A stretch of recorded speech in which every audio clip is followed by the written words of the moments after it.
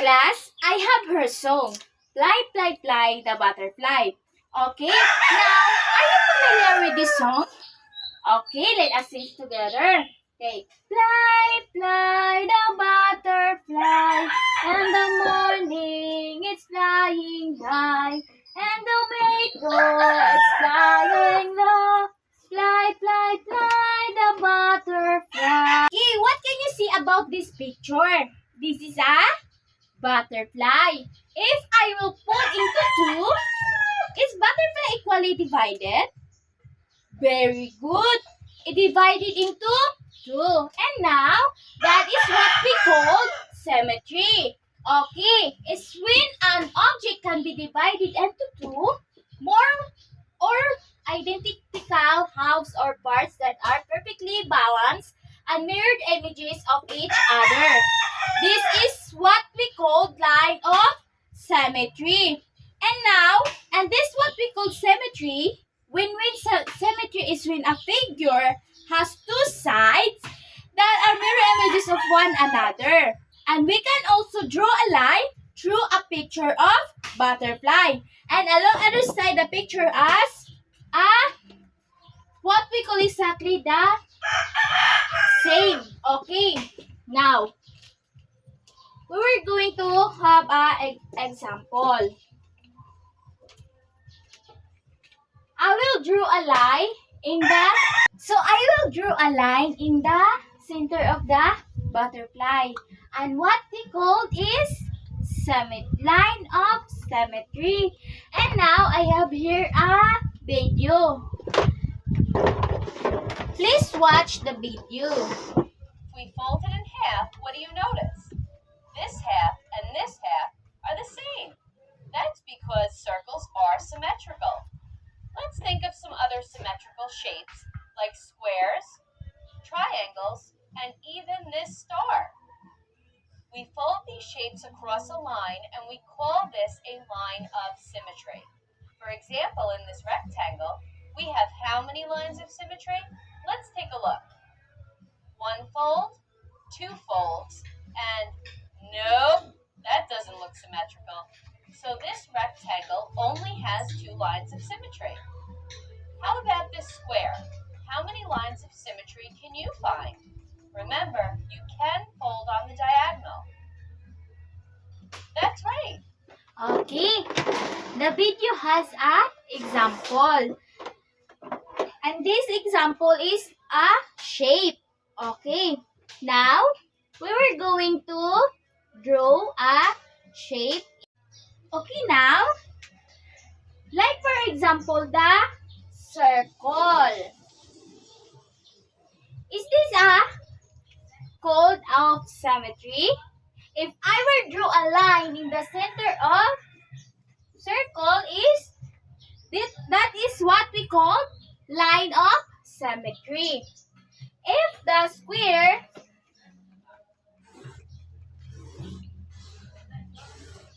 I will draw a line on the center. And this is what we call symmetry again. And then now, okay class, I will group you into two groups. Each group must observe the symmetrical or not symmetrical. Okay? This will be a group 1 and the group 2. Okay? Let's start. I'll give you a 5 minutes to work. And after that, you will present in the front.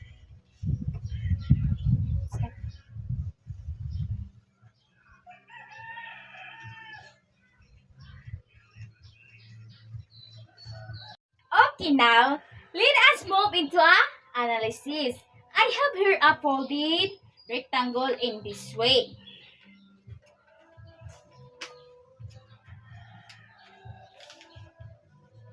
What have you observed? Not equally divided. Very good. This rectangle does not show off a line of symmetry. But if I fold it in another way,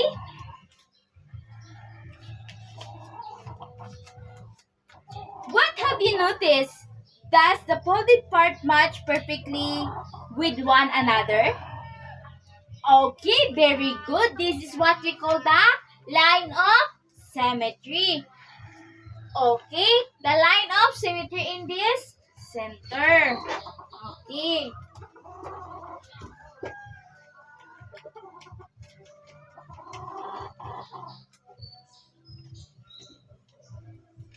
I will draw a line in the center. And what we call the symmetry. Okay. If I will draw in the how many parts or how many folded the rectangle? Count 1, 2, 3, 4. Okay, now we were going to what is symmetry? How do we know that a figure of all objects or subjects is symmetrical? If the object is not a or in class. What is symmetry again? Okay, a symmetry is when a figure has two parts that are mirror of images one another. A figure. Okay, what other examples in the environment can we find that show of symmetry? Okay, yan sa may inyong makita sa palibot niya, nagpakita siyang mahimos yung line of symmetry. Very good, that is trees, human, and face. Okay, now let's move to a application. In your group earlier, I have here a magazines. Look through it and can cut out the objects that you think are symmetrical.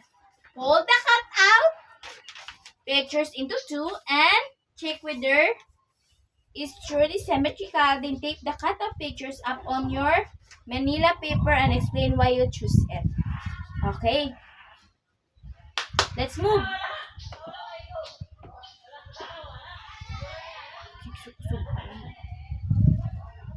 Okay, now I will go for the evaluation. Identify. This is a.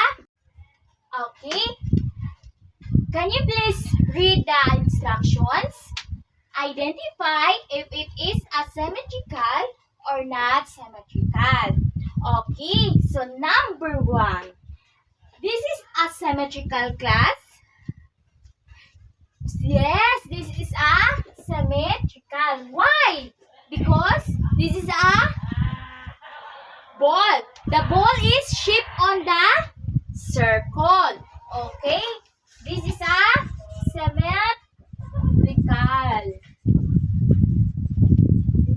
Because symmetrical is pwede siya na tumabahin sa the circle is the line of symmetry because the object has a line of symmetry. Okay. And number 2. Class, what do you think? This is asymmetrical or not symmetrical? Very good. This is asymmetrical because the glass has two sides. But pareho sila og nawong. Pareho silang nawong. Okay, this is a symmetrical. Why? Because this is a show a line of symmetry. Okay. Number 3. What do you think this? Symmetrical or not symmetrical? This is a symmetrical. Why? Because this is a show a line of symmetry. Very good. Okay, number 4. Okay, the last number. Number 10. This is a symmetrical or not symmetrical? Very good. This is symmetrical. Okay. This is not show the Symmetrical. Very good. They show a symmetrical. Okay. Now, we were going to give you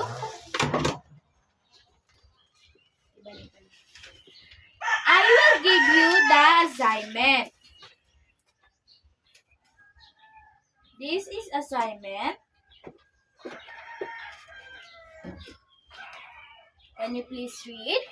Draw at least 5 symmetrical figures, then show a line of symmetry.